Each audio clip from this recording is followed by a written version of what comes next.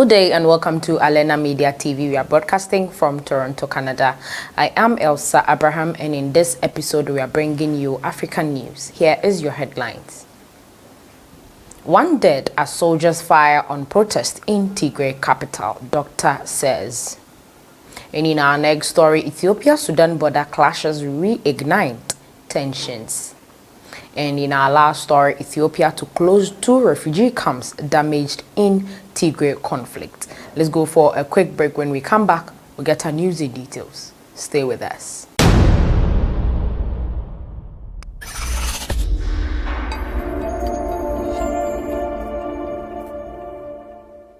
Welcome back from that short break. Now, one person was shot dead on Tuesday when soldiers opened fire on an anti-government protest in the capital of Ethiopia's conflict-hit northern Tigray region, a medical official said.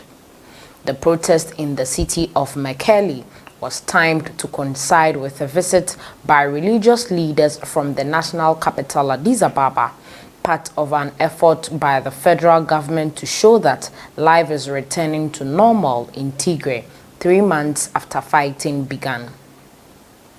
The groups of young men used stones and burning tires to block roads in the central Mekelle, and soldiers used live rounds in at least one location, several witnesses told the media.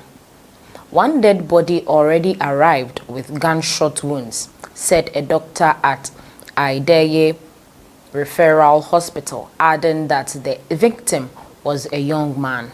There could be more casualties, said the doctor, who spoke on condition of anonymity for fear of reprisals. The head of our transport division was ignored. He was beaten by soldiers along with his own son, and he is getting treatment in the hospital, the doctor said. He told the physicians that there are lots of injured in the city, in the streets, but nobody is bringing them to the hospital. In early November, Prime Minister Abiy Ahmed announced military operations against Tigray's former ruling party. The Tigray People's Liberation Front says they responded to TPLF-orchestrated attacks on federal army camps. Federal forces entered Mekelle in late November, and Abiy declared at the time that fighting was completed. But portions of Tigray remain insecure, hindering the distribution of humanitarian assistance, and aid workers are warning of possible widespread starvation. Mekelle residents have also complained that life is far from peaceful in the city, accusing soldiers of using lethal force to enforce a curfew. President Sahle-Work Zewde visited Mekelle over the weekend, telling residents that Abiy's government was working to fully restore peace and return the overall activity to normalcy. The religious leaders were expected to stay in Tigray for 3 days and meet with regional government officials and security forces. Multiple Tigray residents told the AFP that many businesses were closed on Tuesday, a move intended to show anger with the federal government. The government is trying to show the international community that everything is going well in Tigray and peace is already completely stabilized, said one resident who also requested anonymity for safety reasons. It was like the protest was to prevent this false information, he said. Officials from the caretaker administration in Tigray did not respond to requests for comment. Now moving on to our second story for today, Ethiopia-Sudan border clashes reignite tensions.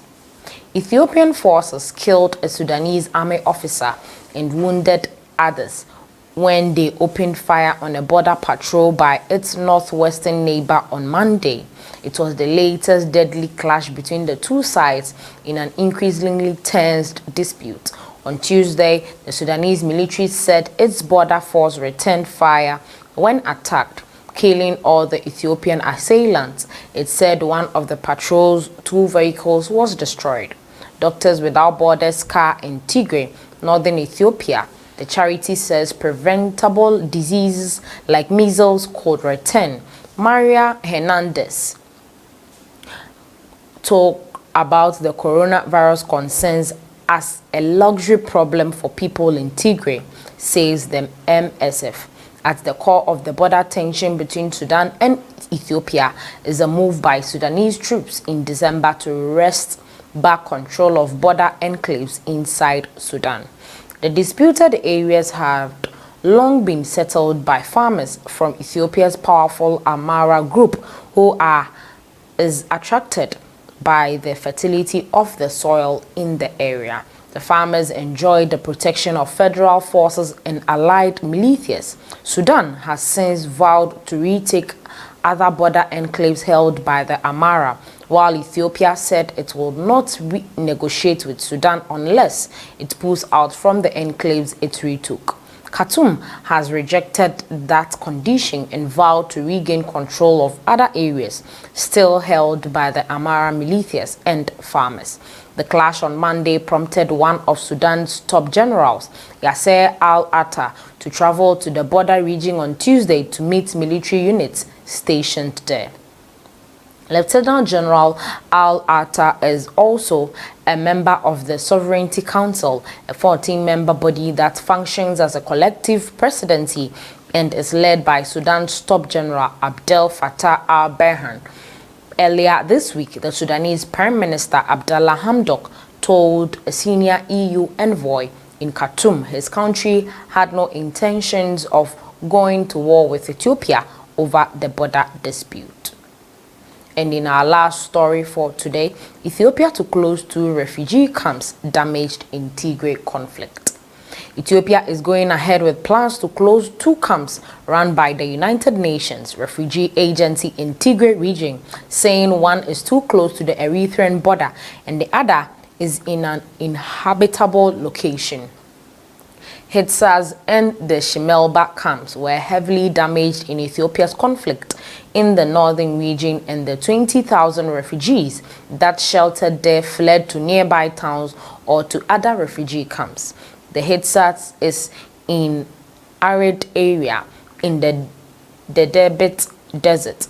It is not conducive to livelihood, not comfortable for refugees. Agency for Refugees and Returnees Affairs Director General Tesfahun Gobeze told reporters on Tuesday the Shimelba is only 20 kilometers, 12 miles from the border.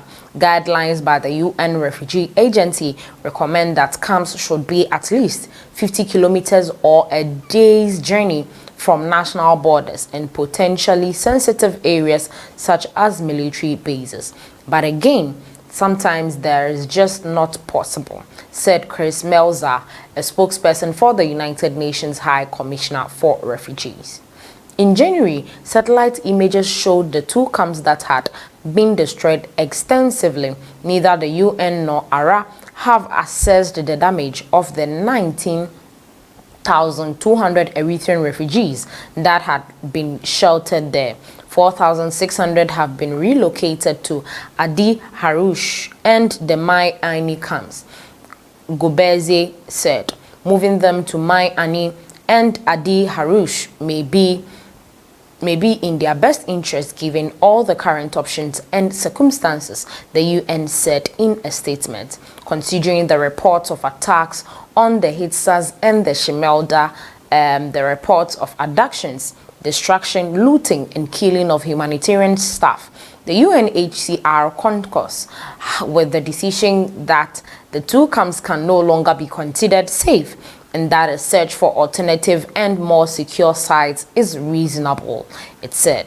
Ethiopian federal troops entered Tigray in response to an attack on November 4th and toppled the region's descendant ruling party that had set itself in opposition to Prime Minister Abiy Ahmed since he came to power in April 2018. While the government announced victory on November 28th, the region's leader has vowed to continue with the fighting that has killed thousands of people, displaced hundreds of thousands more, and threatened to destabilize the Horn of Africa. This is where we end today's episode on African News. Make sure you like, share, comment. Let us know your thoughts on this particular episode. Thanks for watching.